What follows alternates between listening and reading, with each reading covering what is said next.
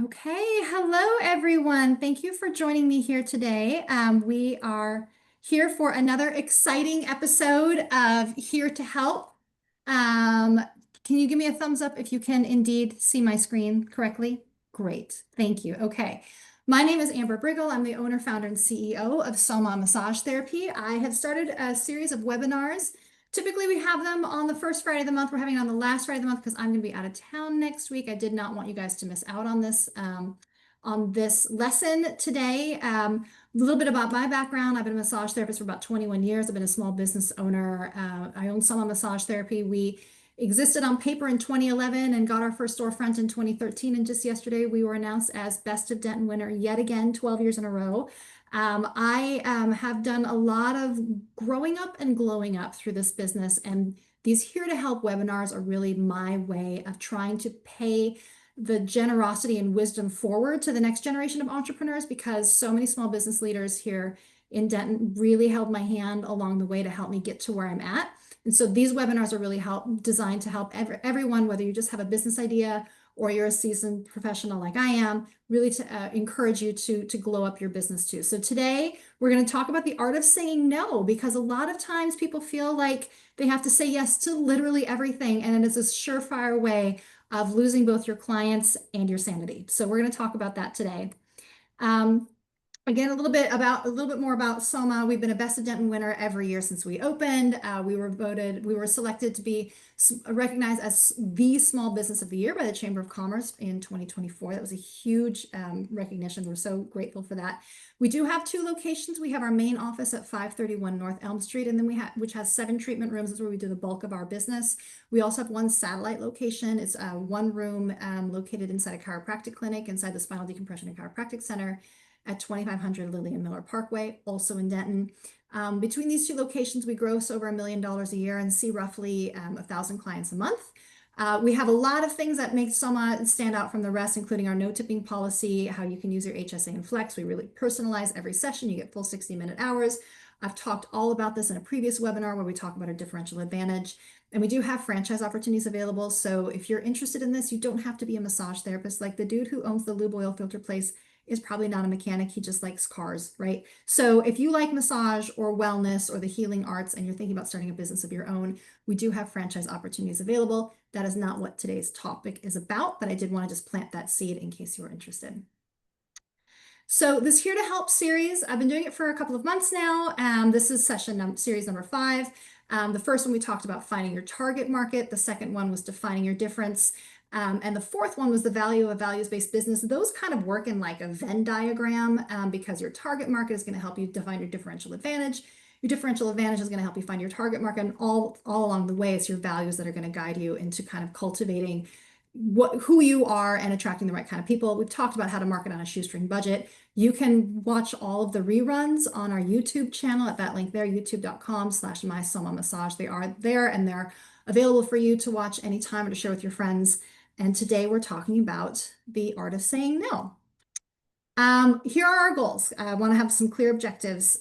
So when we get to the end, we know what we've done. I want to talk about, I want you to understand why saying no actually opens more doors for opportunities, not less. We're going to talk about that in depth later. We're going to talk about 3 areas where you can and should say no. We're going to talk about how to model boundaries for yourself and your team. We're going to be talking about examples that we do here at Soma, so I can give you really concrete. I don't want this just to be lip service. I want to show you how we are modeling this at Soma as well to help us define who we are and stay true to our values. And I'd like for you to find one area in your own either personal or professional life where you can say no this month and really get comfortable with that. And then at the end, we'll have time for questions. Okay? So here's the common belief. The common belief is that you have to say yes to every single thing when you're small. Another common belief is that every single opportunity is one worth taking. And the next one is that turning people away will hurt business, right? Does all that sound familiar to you? Those are some kind of common beliefs especially when you're starting out in business, because you want to be accessible. And then even when you're in business, you don't want to be turning people away, but that's not always the reality, right?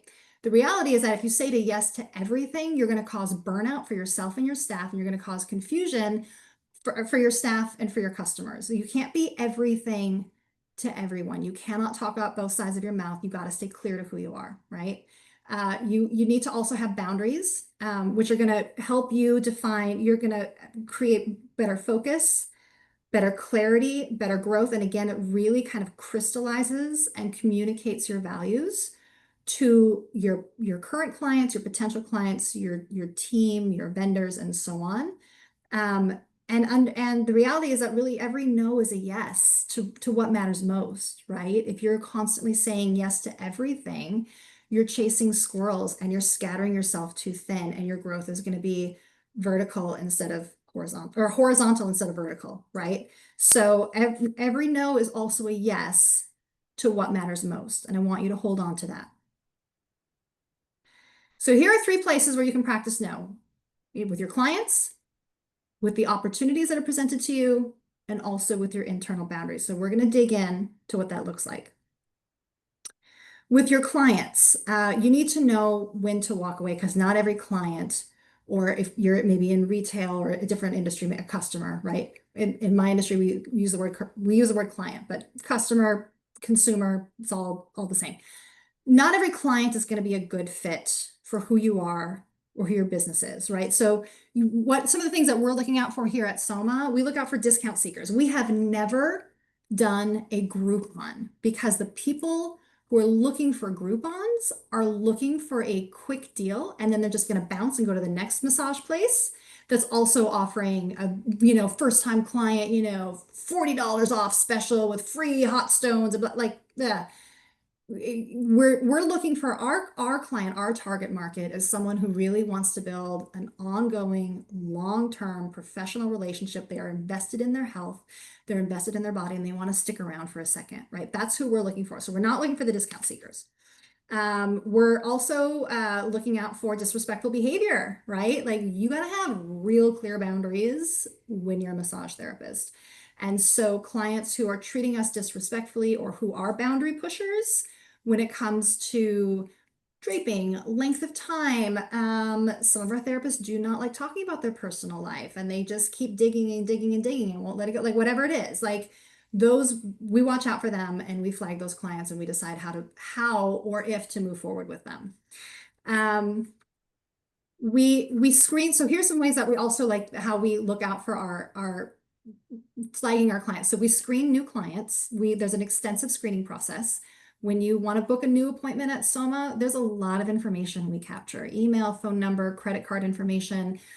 We do, because we've got a 24-hour cancellation policy, so we need to get a card on file. You can pay with cash when you leave, or you can, use a gift certificate, but we got to get that on file. So there's a lot of information that we collect at the outset that really does kind of, I don't want to scare away, but it kind of filters out the people who are really looking for something not massage, right? Because we're collecting a lot of information about that. And my team is really good. If you call and you're trying to book an appointment over the phone, and you start just asking just weird questions, we can kind of flag that. And we're like, oh, sorry, we don't have any time for you. The connection's bad, click, right? So we're really good about screening new clients, especially.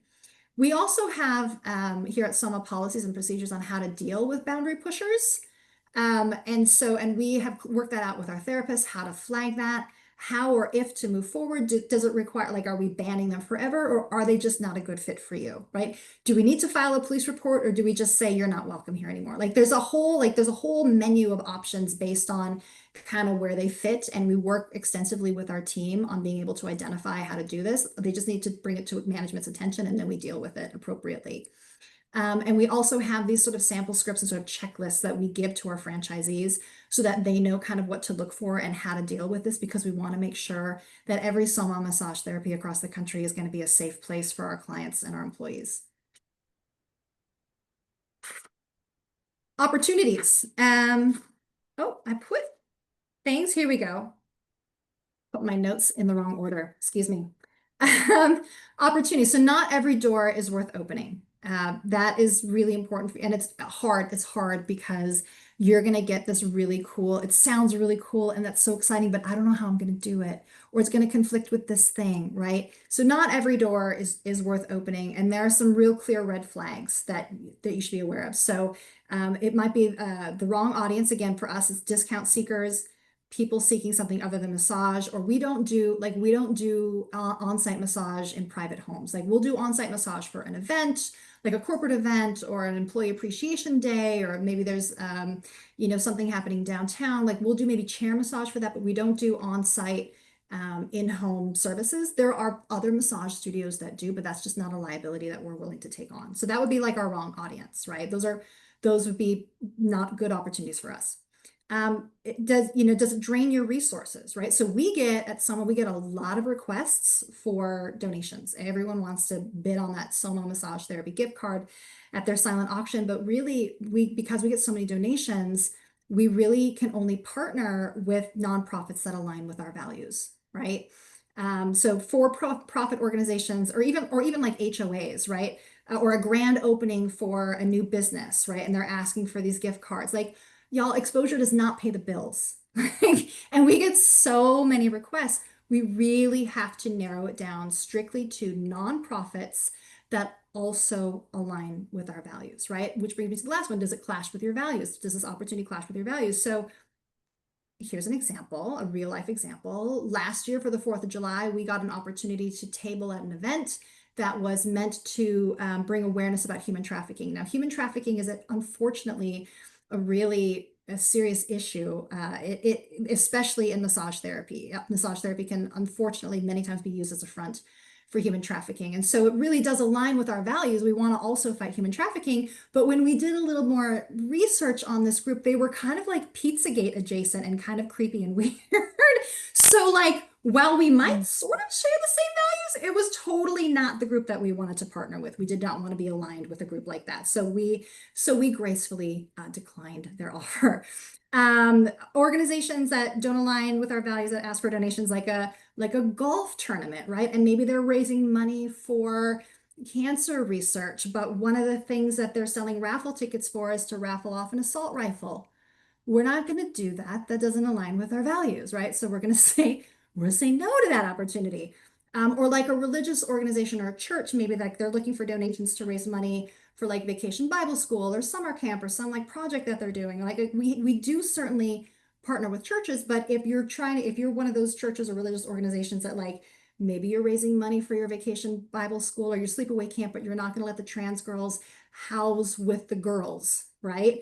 That is not an organization we want to partner with, right? So like there's some nuance for all this. Like we might align, our values might be kind of parallel, but there's also like more details that we need to dig into. Like those are not good opportunities for us, right? If it doesn't align with your goals, it's not really an opportunity. And we do donate plenty of gift certificates to churches, to religious organizations, to golf tournaments, right? Like we also fight human trafficking, but there were red flags with these other organizations that made us want to step back so that we can really kind of focus our resources on the right sort of audience for us, if that makes sense.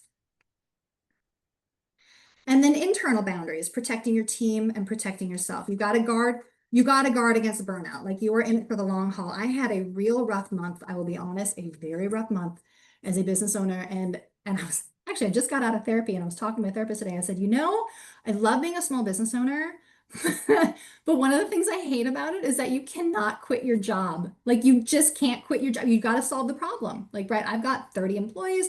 I've got a 10-year lease. Like I've got all these gift certificates out there that I've promised to my clients. Like I can't just walk away. I got to solve this. You gotta protect yourself against burnout because as a business owner, you are in it for the long haul. So how do you guard yourself against burning out? You definitely need time off. And I want to talk about not just for yourself, but also for your team, right? You got to protect your team because they're the ones running the business every day. So making sure that you are taking time off, that they are taking time off, that you do not give them a hard time if they're requesting a week off. Like they need, especially massage therapists, it is not only physically demanding, but energetically demanding. Giving them that time off that they need to center themselves again is so, so important. We allow our I comp massages for my front desk team especially. It helps educate them on the different styles and sort of personalities and pressure points for each different therapist so we can be really good at playing matchmaker. But also it's a really stressful job. Like they are answering the phone all the time. They're constantly putting out fires. They are running the whole show. And so I give them each a comp massage once a month. I also encourage for our massage therapists, I encourage them to trade with each other. So even if it's a Friday night and it's our peak hours, but like you're done with work and you definitely need to just hop on someone's table, get on that table. I don't care that it's a Friday night. I do care that you're taking care of yourself, right? And we also have an Employee of the Month program where we really recognize those team members who are really going above and beyond. We want to celebrate their hard work. And so we have an Employee of the Month program. That's one of the things we can do to guard against burnout. Protecting staff time and energy. So making sure that we're fully staffed, especially at the front desk. We just recently hired someone who's going to be helping out several days a week because the busier I get with franchising, the busier my management team gets with doing the job I used to do, which means they're no longer able to answer the phone as receptionists and they're wearing too many hats, right? So I just hired someone. I'm very excited. Want to make sure that we are fully staffed, especially at the front desk.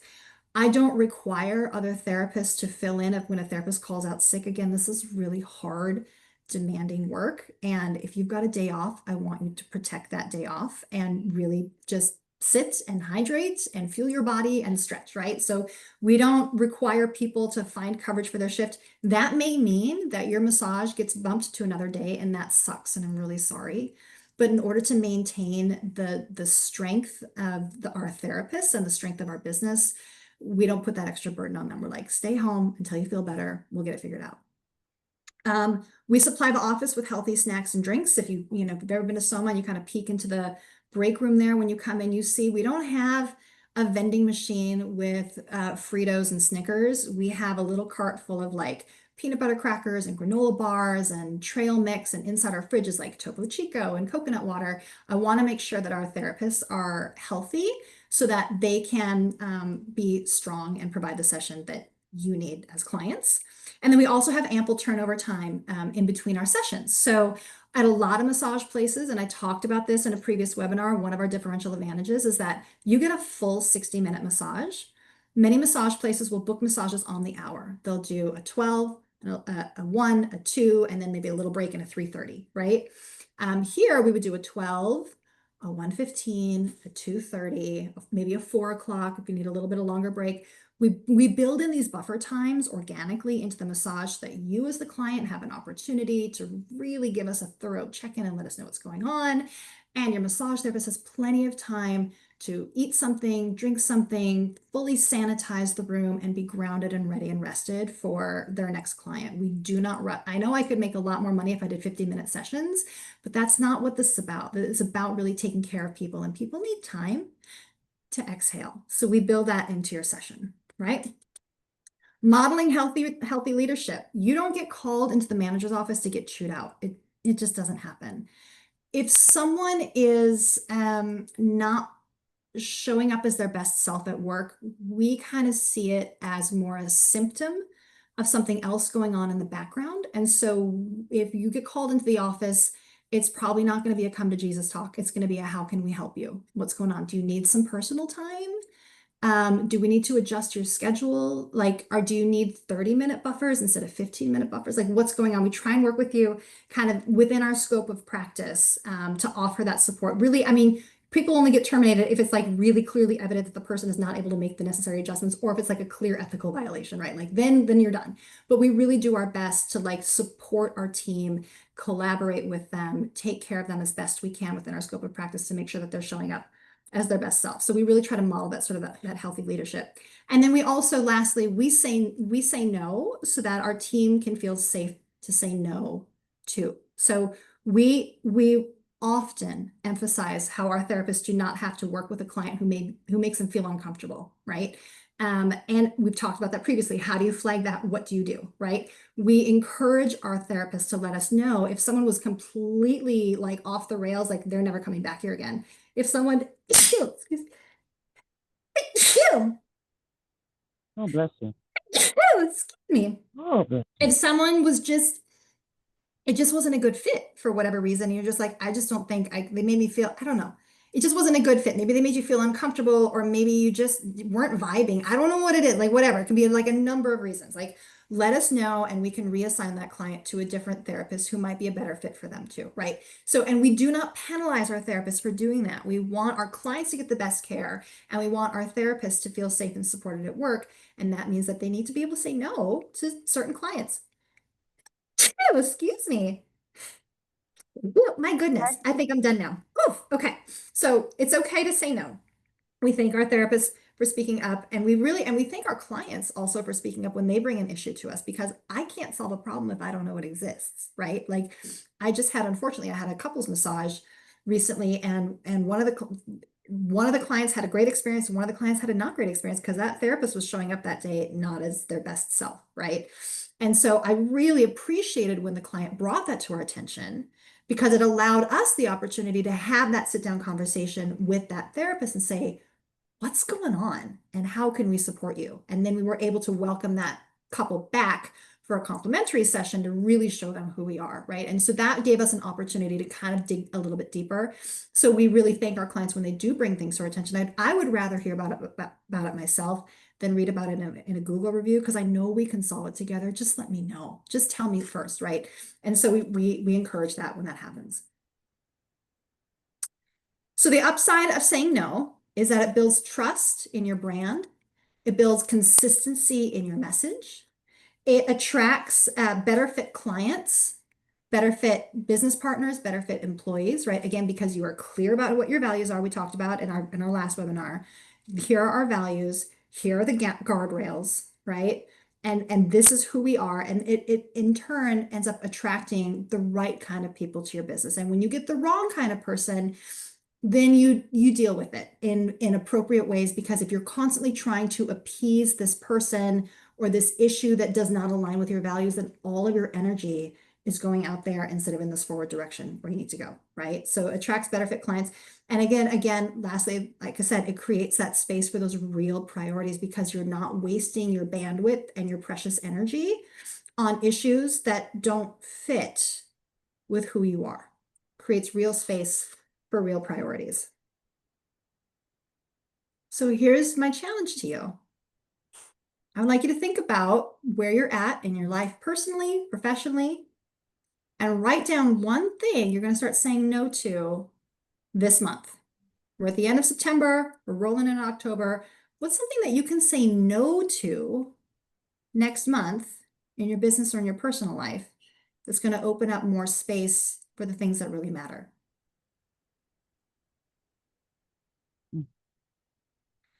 In closing, boundaries aren't walls, they're doorways that guide the right people in and keep the wrong ones out.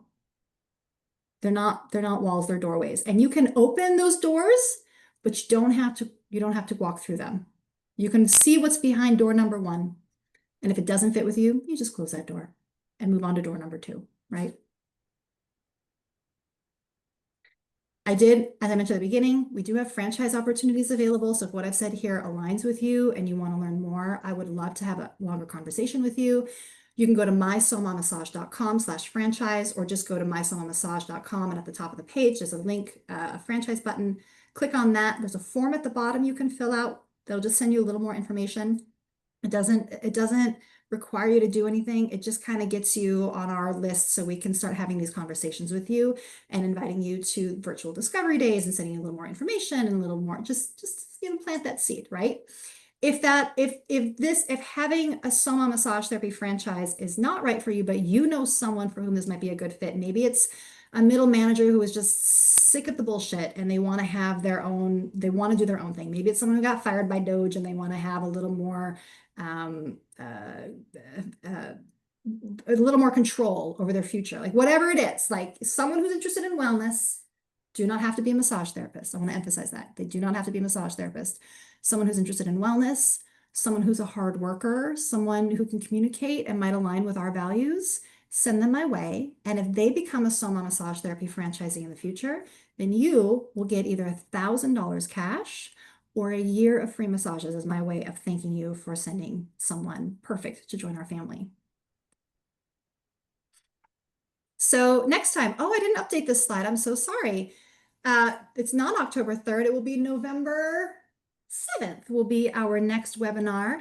I don't know what you want to talk about. We can talk about that during the Q&A if you have some ideas. I'd love to cover some topics that are important to you. I've kind of picked the topic every month to kind of get it going. But if you have some ideas that you want me to talk about next time, let me know. It will be November 7th at 12 o'clock Central. I'm sorry for that typo there. And this is how you can get a hold of me. So there's our website, our Facebook or Instagram, looks like that's broken there, our phone, our email, and our address. Okay, so I'm going to stop the share and I'm going to stop the recording and we're going to open it up for Q&A. Thank you for joining me today.